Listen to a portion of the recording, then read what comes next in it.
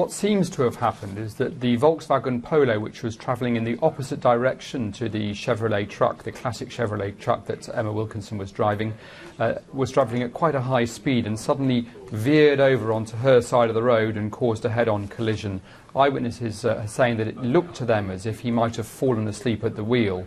I should say that this was not a stage of the rally where people were racing. It wasn't any kind of a time trial. Emma Wilkinson's task that day with her partner Peter Davis was just to get from the Siberian city of Omsk to the Siberian city of Tyumen along a stretch of road which is known locally as the Road of Death.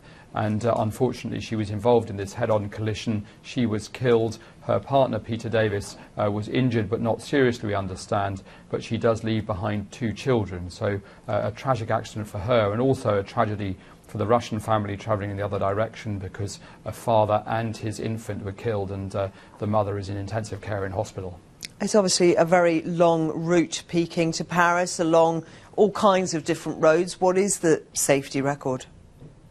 Well, it's supposed to be an amazing adventure, of course. They start at the end of May in Beijing and they were supposed to finish at the end of June in Paris, and this was one of the most adventurous parts of the trip. They'd just come through Mongolia, they entered Russia last week, and the journey through Siberia must have been one of the bits which was highly anticipated. It's a very long stretch, but it is definitely one of the most adventurous stretches of the journey before they enter into Western Europe and head on for Paris.